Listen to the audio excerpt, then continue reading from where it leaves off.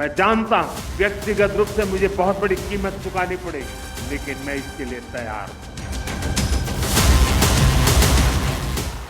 नमस्कार, न्यूज 18 देख रहे हैं आप। आपके साथ मैं हूं जासमिन शर्मा और हम बात करेंगे अमेरिकी राष्ट्रपति डोनाल्ड ट्रंप ने जो भारत पर टैरिफ्स लगाए हैं उसको लेकर भारत की क्या प्रतिक्रिया है। भारत के 3 बड़े नेताओं ने अलग अलग बयान इसको लेकर दिए हैं। शुरुआत प्रधानमंत्री नरेंद्र मोदी से हुई जब उन्होंने ये कहा कि भारत अपने हितों के साथ बिल्कुल भी खिलवाड़ नहीं करेगा और कॉम्प्रोमाइज करने को बिल्कुल भी तैयार नहीं है। उसके लिए अगर प्रधानमंत्री नरेंद्र मोदी को व्यक्तिगत जोखिम भी उठाना पड़े तो भी उठाएंगे, लेकिन अपने फार्मर्स के साथ, अपने डेयरी इंडस्ट्री के साथ और खास तौर पर मत्स्य पालन से जुड़े हुए जो लोग हैं यानी कि फिशरमैन के साथ किसी भी तरह का अन्याय नहीं होने दिया जाएगा। इसको लेकर अब कुछ और मंत्रियों के बयान सामने आए हैं और अमेरिका के इस टैरिफ धमकी के आगे भारत बिल्कुल भी नहीं झुकेगा, किसी तरह का दबाव भारत नहीं सहेगा, यह स्पष्ट किया जा चुका है।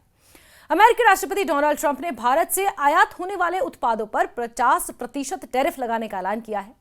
यह अमेरिका का अब तक का किसी भी देश पर लगाया गया सबसे बड़ा टैरिफ है। ट्रंप ने इस फैसले के पीछे भारत के रूस से तेल खरीदने का मुद्दा बनाया है और इस वजह से भारत को पेनल्टी और अतिरिक्त प्रतिबंध लगाने की धमकी दे डाली है। ट्रंप ने कार्यकारी आदेश पर हस्ताक्षर कर साफ कहा है कि भारत रूसी तेल खरीद पर अड़ा है और यह अमेरिका के लिए राष्ट्रीय सुरक्षा का मुद्दा है, ये ट्रंप का कहना है। ट्रंप को उम्मीद थी कि इस सख्ती के बाद भारत उसके कदमों पर झुक जाएगा, लेकिन प्रधानमंत्री नरेंद्र मोदी और अन्य भारतीय नेताओं ने यह स्पष्ट कर दिया कि भारत किसी भी कीमत पर समझौता नहीं करेगा। रक्षा मंत्री ने तो यहां तक कह दिया कि बॉस तो हम ही हैं। भारत अपने किसानों के, पशुपालकों के और मछुआरे भाई बहनों के हितों के साथ कभी भी समझौता नहीं करेगा।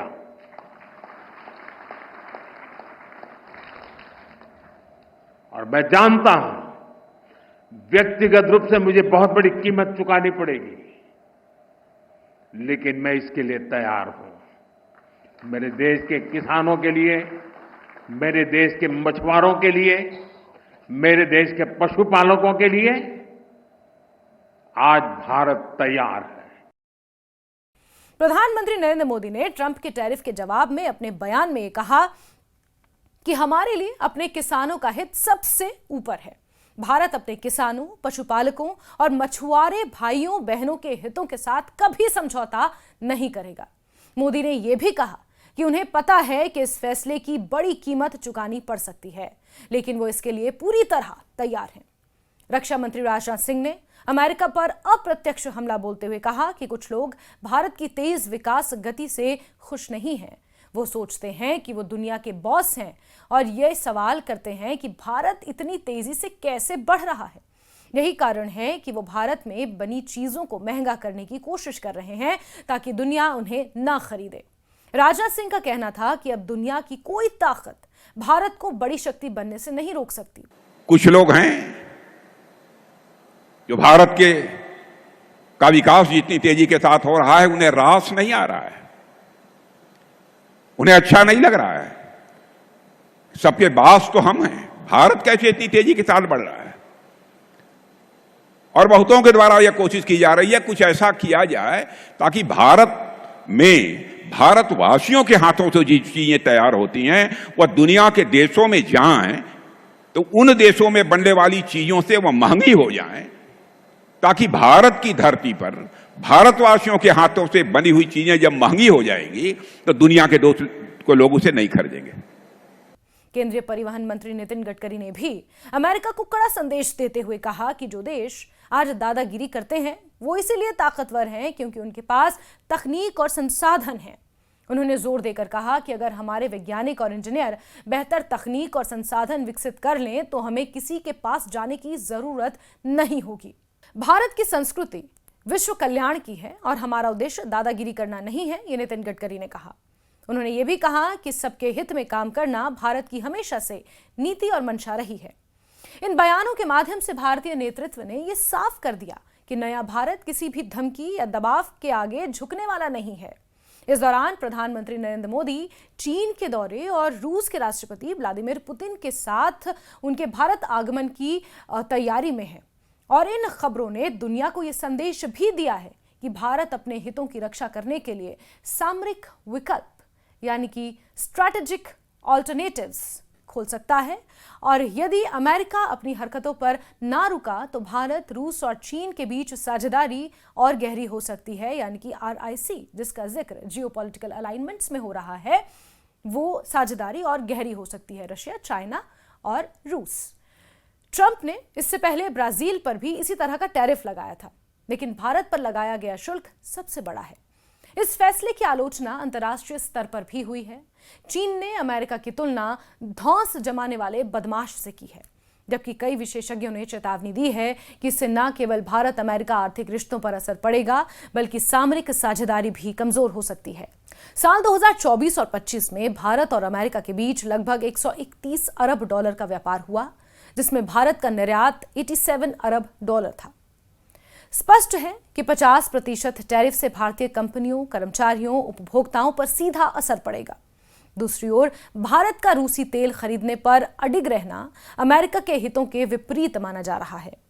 डोनाल्ड ट्रंप की इन सख्त घोषणाओं और धमकियों के बावजूद भारत ने यह दिखा दिया है कि वो अपने राष्ट्रीय हित से किसी भी कीमत पर समझौता नहीं करेगा।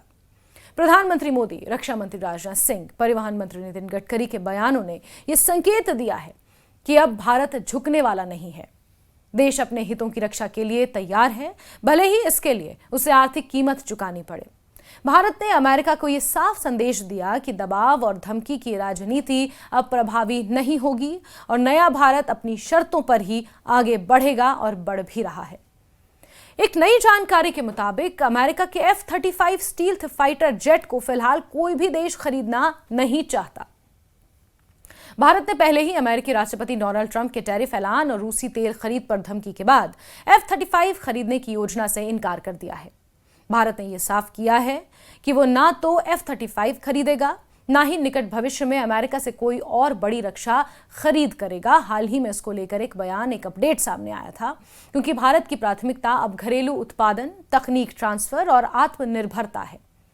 केवल भारत ही नहीं, यूरोप के कई देश जैसे स्पेन और स्विट्जरलैंड ने भी ट्रंप की टैरिफ नीति के चलते F-35 खरीदना बंद कर दिया है। स्पेन ने F-35 को खारिज करते हुए यूरोफाइटर, टाइफून और अन्य यूरोपीय विकल्पों को तरजीह देना शुरू कर दिया है। स्विट्जरलैंड ने भी अपने अमेरिकी फाइटर जेट डील को रद्द करने की प्रक्रिया शुरू की है और वहां संसद में हटाने की मांग की गई है। इन घटनाओं से यह साफ है कि ट्रंप की टैरिफ और दबाव नीति के कारण अमेरिका के F-35 फाइटर जेट को अंतर्राष्ट्रीय बाजार में लगातार झटके लग रहे हैं और इसे खरीदने की इच्छा कई देशों में कम होती जा रही है, जो कहीं ना कहीं अमेरिका के लिए एक बड़ा संकेत है।